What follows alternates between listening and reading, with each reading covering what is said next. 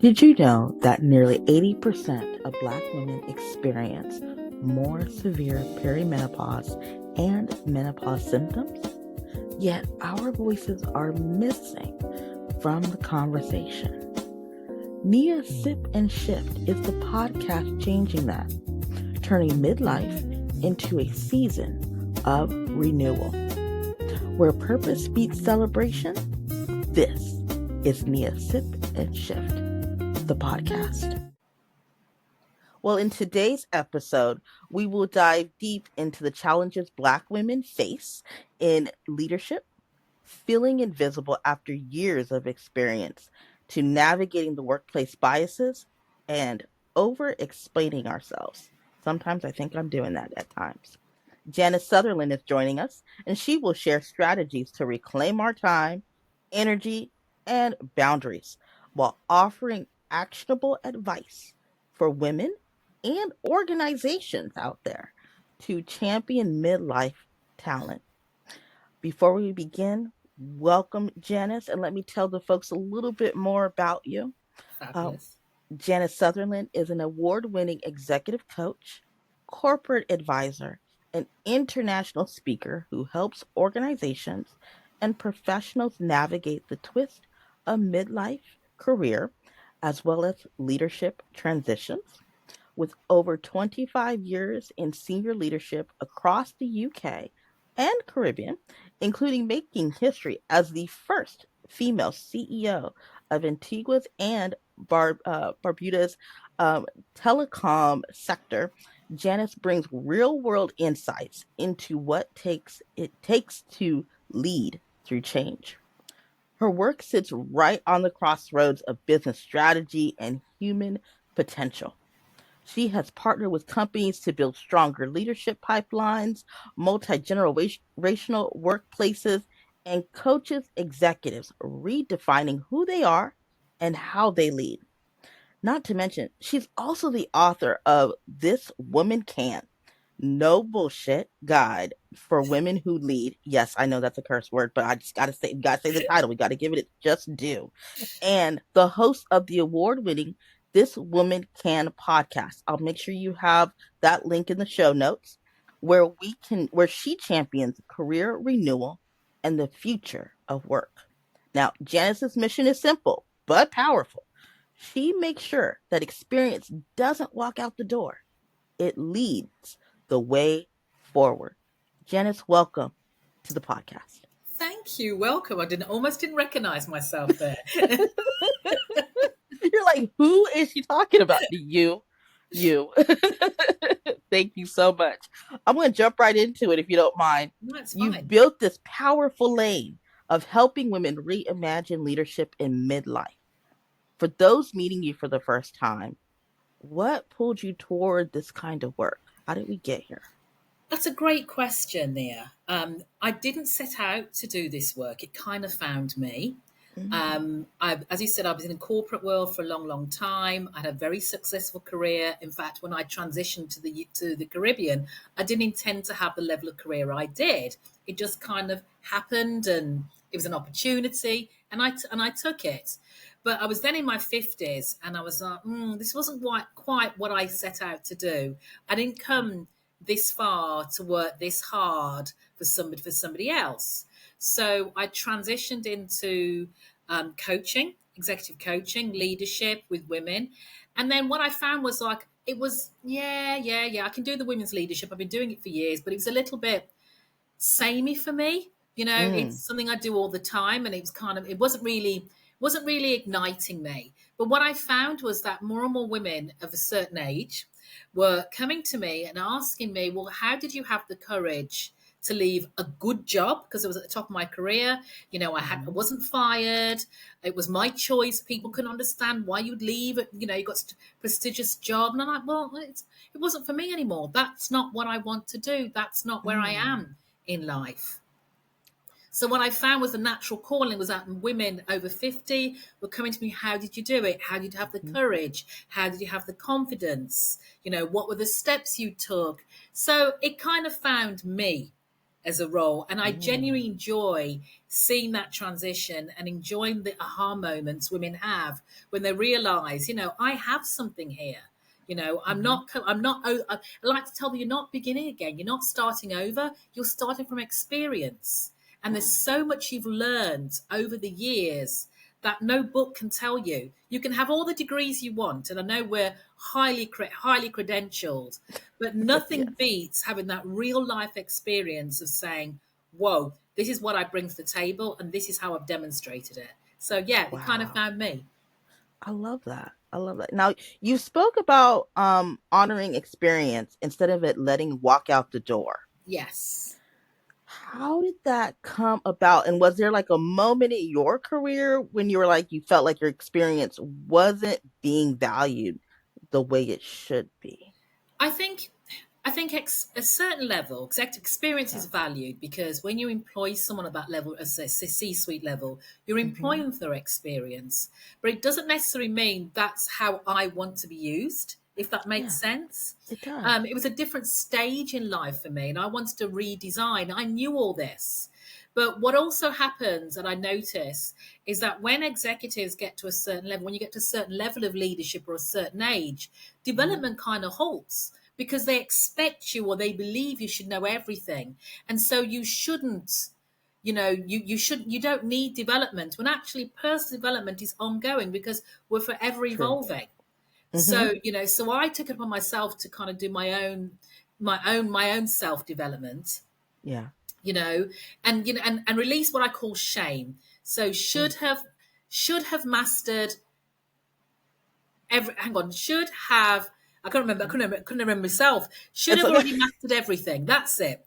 Should have Wow. already mastered everything. So there's also that, because when we get to that certain level Yes. as well, we think we also should have a certain level of knowledge. Well, we do for that particular role, but sometimes not for where we want to go to. And I think it's natural that, well, it's on what first, let me take a step back. I think it's a little unnatural that when we're at school, high school or college, we're now we're now learning the topics that apparently will take us through the rest of our lives. That's going to dictate our whole Mm. future. And that's 30, 40 years. But we change. We can Yes. want something different. We can evolve. We can do something different. Okay. So I think we should almost have a midlife reset where we start Oh. looking at, okay, especially as we're living longer now.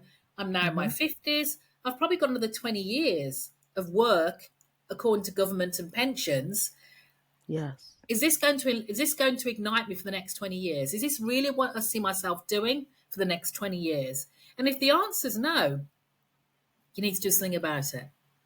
Ooh. Say that shame thing again one more time for the folks should who, should have already mastered everything. and you shouldn't feel that way. Maybe it's just time for that reset, like you're Yeah, saying. yeah, Ooh, I hope people are taking notes. I hope they are. So many of us are hitting that wall as we're talking about a reset and where we put in all this experience and start to feel invisible, like you're saying at work.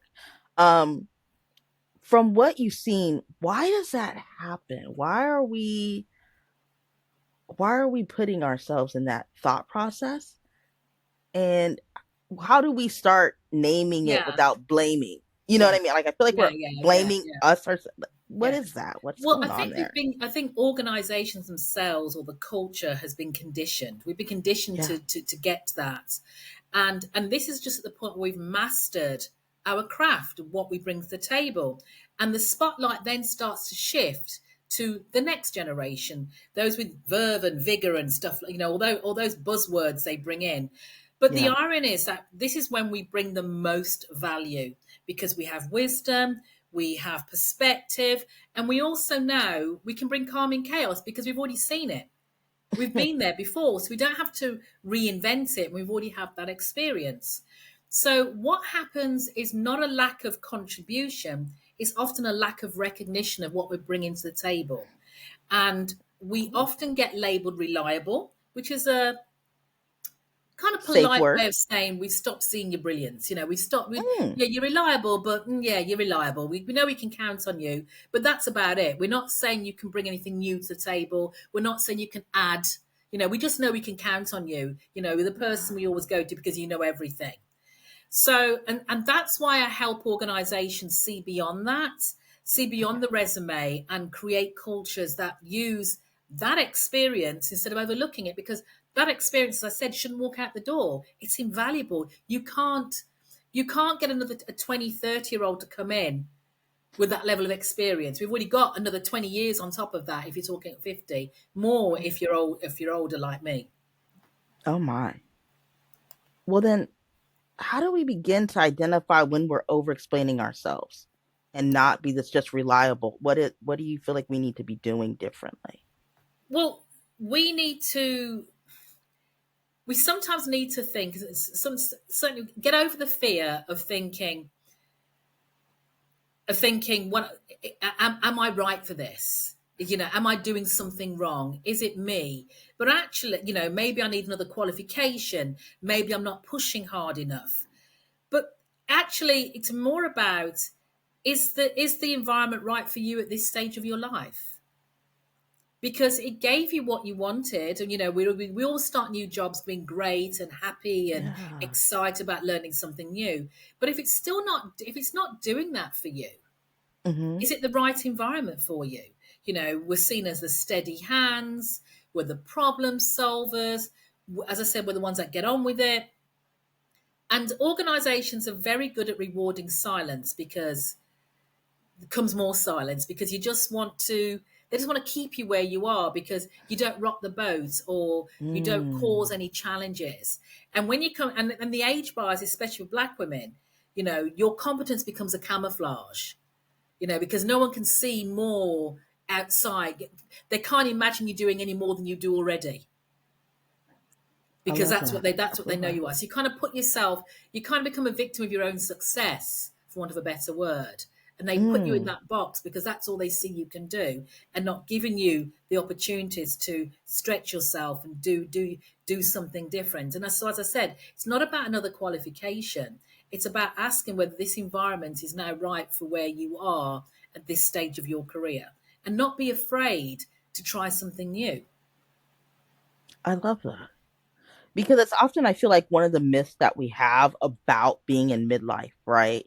The overthinking, and whatnot. Are there other myths that you're seeing that women and Black women, especially in midlife leadership, Yeah. are facing besides those two big areas? Yeah, I mean, there's so many. The first, Oh wow. things like they've peaked. They've got to the best they can do. And actually, no, it's probably the time for you to pivot. As I said before, you've probably Mm-hmm. peaked at that in that particular role you're doing, because it doesn't excite you or ignite you anymore. But this, as I said, is when you now have the most wisdom, you have unmatched emotional intelligence, you've got the resilience, you've led storms that people only read about. So you have Yeah. all this. So how can you harness it into something different? How can you pivot into something different? So you haven't peaked. It's probably just time for something new. You hear about women being said, or organizers, they don't want big roles anymore. Um, and I was there. I didn't want the big Mm-hmm. role anymore. But what I actually didn't want was the nonsense that sometimes comes with them, the politics and the drama. Yes. And I'm like, you get to the I don't give up situation Mm-hmm. stage, and it Mm-hmm. just becomes like it's too wearing. I have less years ahead of me than I have behind me, and I want those years ahead of me to count for something. And I don't want it all my life being sucked out of me on your drama or your politics. I just don't have the bandwidth for it. So let me do something that really works for me. So Yes. it's understanding that it's not about the roles, not that role at that time. It may be something different, because I just don't want to deal with your politics, your it. I don't want to deal with your ish. Yeah. And Yes. then I would also say that from a black woman's perspective, they're too Yeah. outspoken. We have opinions, and quite rightly we should have opinions. And Mm-hmm. when we get to that stage of leadership, we're often told we're too strong or intimidating. No, we're clear. We're not. The difference between being difficult and being direct, they're two different things. So, and then the last one will be, I'm too old. We've boxed ourselves in. Mm. we've told ourselves that, we can't change right now. This is not the age for us to do it. It's actually the perfect age for us to do it, because we're far clearer on what we don't want. Mm-hmm. Yeah, we know what we don't Yeah. want, so we can avoid that, because sometimes we know we start a new job, we go into it, it's all roses, everything's happy and shiny, until That we really get honeymoon. into it and realize, whoa, this is what they sold me on the tin. This isn't what it said on the can. Mm-hmm. And so when you go into your next role, you know what you don't want, so you can focus on what you do. Wow. You said there's a difference between being difficult and being direct. Yes. Can you give us a few examples of that? Yeah, I mean, you if you're challenging maybe your leader and you have a different point of opinion, they think, who does she think she is? Think she knows more than anybody else because she's got this. No, I'm not. The fact is, I've probably experienced this in another organization, especially if I have a younger boss sometimes. Mm. It's navigate. Sometimes it can be navigating that because they think you're trying to challenge their authority. Well, actually, I'm not. I'm trying to help you here because I've been there, done that, got the t-shirt, and I'm still wearing the t-shirt. Yes. If you weren't so restricting your own thinking, you would understand. You'd look at ways how you can utilize my knowledge. Oh, Yeah. that's I, good. I That's always talk good. about the fact that I work with people, I work with bosses, I don't work for them. And I've said that to bosses before. I don't work for you, I work with you. And I'm very clear on Mm. that. And some people consider going, whoa, ooh, ooh. I'm like, but I want to work with you. That's a good thing. Yeah. I'm on your Yes. side. Working for you means I'm just doing what you tell me to do, and I can just, even if I think it's wrong, Mm. I'm going to watch you make a mistake. Whereas if we're in this together, I'm going to help you be the best you can be. It actually shows bringing value as well. You're Yes. showing how value Yeah. you are Yeah. to the company, to the Absolutely. organization, Absolutely. that you're a part of. That's huge. I Absolutely. think it's a lot of what you're saying is changing our not just our mindset, but what we're saying, the Yes. words that we're Yes. using. Yes. Yeah. Yeah. Oh, And it really is about I'm all about mindset, and it is, like you say, using the words. and now a word from our sponsor. Wellness is physical, mental, social, emotional, spiritual, and environmental. I'm Kayla Overton, a comprehensive certified Pilates instructor. The classical Pilates method works sequentially as a full body workout that increases strength, mobility, flexibility, and balance. My wellness journey has elevated since I learned about Pilates, and becoming an instructor of this modality is one that I take great pride in. No matter the platform, private sessions, group classes, virtual or large events, I am dedicated to maintaining a safe space where clients can create flow and control within their bodies and helping them achieve exercises through progressions, all while providing a motivational experience. Your wellness journey has already begun. Are you ready to take it to new heights? Connect with me for private events, corporate wellness, and more. Welcome back. Let's continue the conversation. What do you wish that workplaces understood about supporting women in midlife or menopause, perimenopause? What, or is that even a place? Well, let me back up. Is that because I see your face? So, um, she gave me this look, y'all, of now wait a minute. So, is it even the place of an organization to be supportive or show support to women that are going into perimenopause, menopause, like Yeah. we are requesting about birth, when we're going through maternity? We're a longer time in menopause, perimenopause than we are puberty or even childbearing. The amount, Mm, that kind of stuff. yeah. And it has such a profound impact. The fact is that if you have a senior team and you look at your senior team and maybe 50% of those are women and they're over 45, 40 plus or whatever, chances are a good 70% of those are going through menopause and hiding Okay. it, hiding Mm, what's happening to them when it's a natural process, because we're made to feel ashamed of menopause, when yes. actually it's a huge transition for us. But we've also got so much knowledge that we want to partake, that we have this wisdom that comes with it. We need your support. So I wish organizations understood that at this stage of life, we're not in decline, we're in redesign. Yeah. So I don't want sympathy. I want you Yeah. to give me opportunity. I want you to support me. I want you to give me flexible structures that recognize what's happening in my life. You know, the changing demands. Maybe I've got older kids, pathways to reskill or repurpose my experience. And leadership development doesn't think that ambition expires at 50. Just because I'm 50 or right now me 60, almost 61, No, doesn't you're mean I'm not, but less that's okay. ambitious.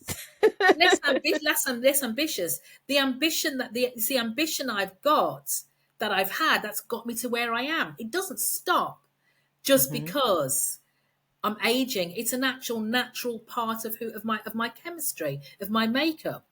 So when I work with organizations, I help them move from managing Yeah. midlife employees to leveraging them, because you're missing out on so much knowledge and experience and stuff like that. So it's not about lowering their expectations, the organization's expectations.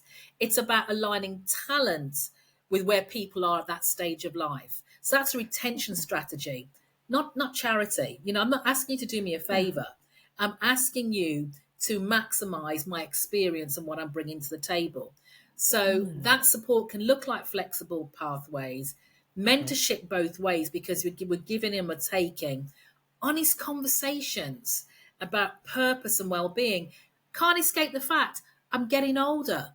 You know, my body, as much as my brain may say I'm this, that, and the other in my head, my body tells me otherwise. So how are you supporting that? How are you supporting me so I can still bring the best?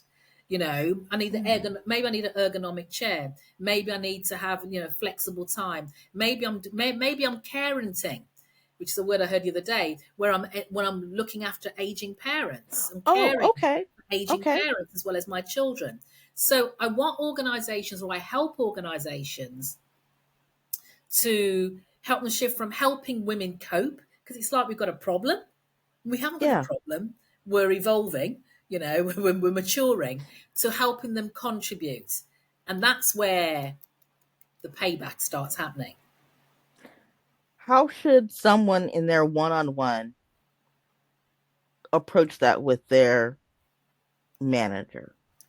The first thing is to not be ashamed of the fact you're having this conversation, because again, if you Mm. have the two things, you can either have a male male manager, male leader, you know, male Mm-hmm. boss, or a younger boss, male or female, you know, or maybe you have a male boss that's your age, and to them this conversation is nothing. It's not on their, it's not in their mind, it's not in their psyche, it's not on their agenda, because they don't have to deal with it, so it wouldn't have occurred to them, you know. And I think my husband always tells me, I can't read your mind, Janice. You have to tell me what the problem is.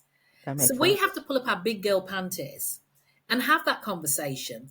It, you know, if it makes them feel uncomfortable, that actually isn't my problem if you're uncomfortable with it, just because you haven't considered what your employees' needs may be. Mm. Yeah. So I want to be open and honest in the conversation. This is where I am. This is the Mm-hmm. kind of support I'm looking for. This is what I would like. Can we Okay. have a conversation? You know, we want to have a conversation about it. Don't just come with the problems. I'm menopausal. I've got hot flushes. Well, yeah. What does that mean? Yeah, Okay. again, your boss isn't experienced it. So what that means is, I may have challenges around this, and this. This is the support I'm going to need. I may have to take, I don't know, hormone replacement therapies. I may need an extra fan in the office. I may need Wow. an extra time. I've got aging parents. I need to care. You know, this is how they were looking for solutions. You're bringing a problem, but you need to have the solution as well, because they won't have thought of it. Because Mm-hmm. again, it's not on their list of things they have to deal with, because it's not their reality. I love that. I love that. For those who are maybe like a business owner Mm, that are our listeners who may own their own business and they're the person in midlife. yeah. Any shifts that they should maybe rethink about in their operating procedures or anything that they should consider as they're working with their talent? Um, Sorry, for themselves or for, just clarify for that them, for me a bit. we'll look at for themselves first. Should they reconsider? Give themselves grace. It's Okay. natural. It's natural. Understand it's natural. And again, one of the things, yeah, I think one, maybe I think this might be the right question. When I was going through menopause at work, and I was also Yeah. going through a very stressful reorganization strategy, I actually had the conversation with my team to say, look, this is what's happening. I was quite Mm, upfront. And I also said what I needed from them. Or if you see me doing this, and it got to be a bit of a joke. To see Janice having a fan, you're a bit hot, yeah. Janice. Meant a flash. I'm like, yeah, but I'm still hot stuff, you know. So it'd be a joke, you know. It'd be jokes like that, but they were clear, Hmm. and especially if I snapped, you know, even my personal life, my husband and I snappy, or I'd lose my, you know, the emotional changes. They don't know what you're going through, you know, so it doesn't hurt for you to be honest and say, look, this is what's happening right now, and I may do this or I may do that. If you see that happening, have, you know, check me on it maybe, or say, look, Janice, you know, or something like that. So again, it's two-way. Don't Yes. hide it. It's not something you can hide. It's a natural progression, and again, their discomfort is not your problem. Mm, Yeah, I'm not trying to make you on both comfortable. sides. Yeah, I'm Yeah, not trying to make you uncomfortable. I'm just trying to share with you what's happening so we can have a better working relationship. I did that. I did that. We're going to shift into a little bit more shifting, as we say. Reclaiming time and energy and boundaries are crucial, as Yeah, you can imagine, as you know. yeah, yeah. Can you discuss like a strategy or practice that has been particularly effective for you in this regard, or maybe one of your past clients? Yeah, I mean, if it's been good for me, I try and share it with my clients. And for me, it's what I call calendar sovereignty. So my calendar is king. If it's not on my Mm, calendar, it doesn't exist. You know, especially now, I get very selfish with my calendar. Even when I was good. in the corporate world, I would schedule my lunch hours because it's very easy for us to work Yes. into our breaks and our lunch hours. And I would schedule it and I'd make it private. So it was like a meeting. So you knew you couldn't book a meeting, you know, and if Mm-hmm. someone tried to override it, it had to be a damn good reason why, you know, because Mm-hmm. that is my time. You know, I've got to be selfish about my time for myself, for my own mental health, for my own self care, and my own well being. So I like to say to myself, just because I can doesn't mean I should. So I have a Mm, finite amount of time, and it's how I strategically plan my time with what I have available. What will bring me the best okay. returns? Where should I do it? Not every project has to have my name on it, you know, because sometimes they come to you because they know you can do it. But Mm-hmm. there's somebody over there is being paid to do that job. So why am I taking it on? You know, so it's easy to say, look, I'd love to help you. However, I'm doing XYZ.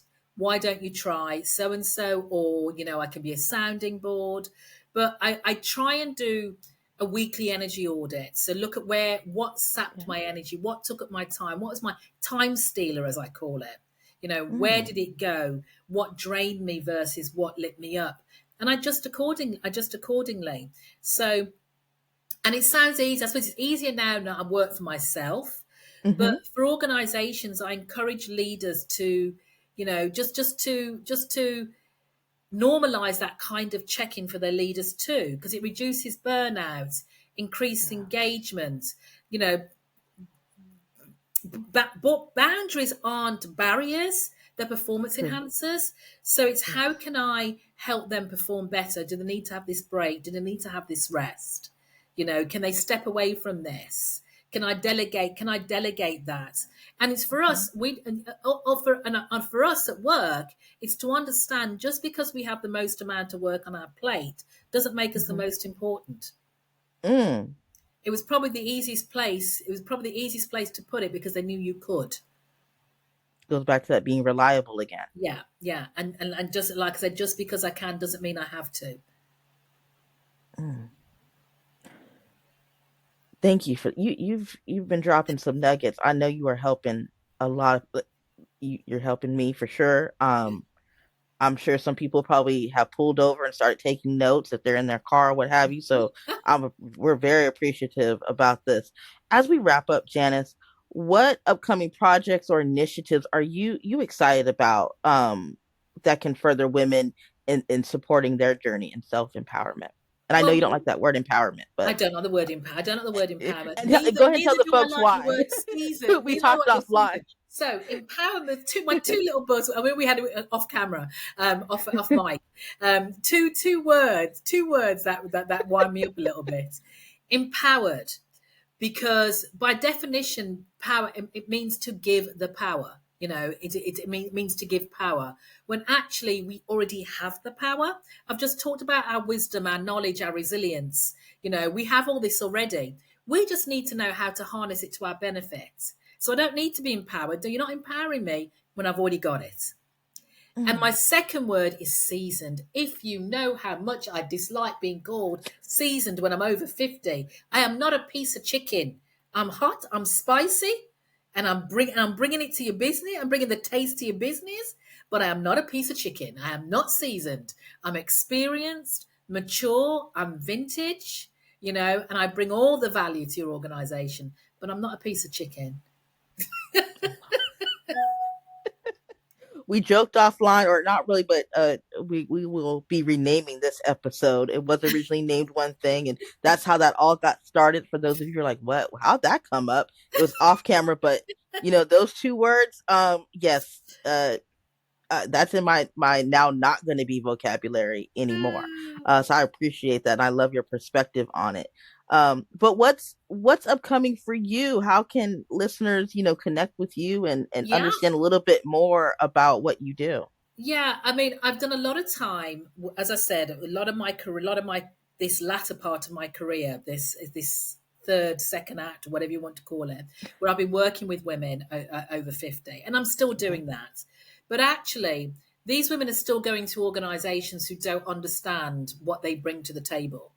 Mm, So what I've started doing a lot more of is actually, we talked about it earlier when I said, because you're a man over 50 or a certain age, or you may be younger, you don't understand the challenges or the experiences or the knowledge that these people over 50 or whatever age are bringing to your organization. So I'm working a lot more with organizations to work out how to enhance that, hence the experience should walk out the door strapline.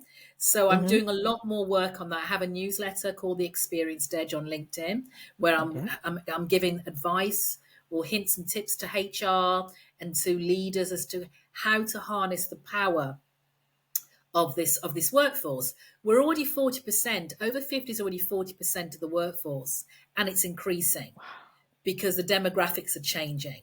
Yes. Globally, governments have recognized it because they're increasing retirement ages. So they know the growth is slowing down. So we've got less younger people coming into market, but the people, the Gen Xers, the what they call millennials, they call them geriatric millennials or something. Oh, is that Are what they're? Oh my. yeah, I think there's a millennials. There's two stages: the older millennials and the younger millennials. Okay. They're Okay. increasing. So it's how and they're not going anywhere. We're not going anywhere because we have True. to work longer. We either have to work longer because of finances, or we choose to work longer because we can. Mm-hmm. So it's how to organize. So I'm teaching organizations or working with organizations on how to best accommodate, harness, use that experience and that vintage wisdom to their advantage. So that's a lot of the work. That's the work I'm doing. I'm actually quite excited about it because Nice. I've worked with the women, but it's very disheartening. It's very disheartening sending them back into organizations that don't know how to harness what they bring. That's what I'm doing. That's where I'm working now. Awesome. Awesome. Wonderful. So, as we wrap up today, how can you're on LinkedIn, Yes, I Facebook, am. or what's the website? We'll put it, of course, in the show notes, but where do folks? LinkedIn. I am Janice Sutherland. LinkedIn's my happy place, to be honest. That's where I hang out a lot more. Instagram has slowed down a little bit because you can spend a lot of time trying to create all these personas on different social media platforms. So choose one. And LinkedIn, Mm-hmm. LinkedIn's my place. LinkedIn's my place. So you can find me there. You can head over to my website, janicesutherland.com, and sign up to my newsletters. And yeah, or the podcast, This Woman Can. Wonderful. Hundreds of episodes, lots of advice, things I've touched on already, interviews with women who have done the transition, because sometimes it's easier to do when you know someone else has done it. It gives you a bit more courage. And if women need to take one thing away from each of those interviews, then my job is done. Wonderful. Thank you so much for joining us this morning or afternoon, if you will. I appreciate you. I know our listeners appreciate you, and we're looking forward to working with you more. And hopefully, we get a chance to meet each other in person one of these days. Thank you for your Absolutely. time. Thank you. Thank you for having me. Thank you for joining the Sisterhood today. Now, don't just listen, sip with us, shift with us, and share your story. Subscribe and follow us on Facebook and Instagram, and where podcasts are enjoyed. Be sure to check out more ways to shift your midlife experience at niasipandshift.com. I'm Melissa Tarpley, and where purpose meets celebration, it's Nia Sip and Shift Experiences.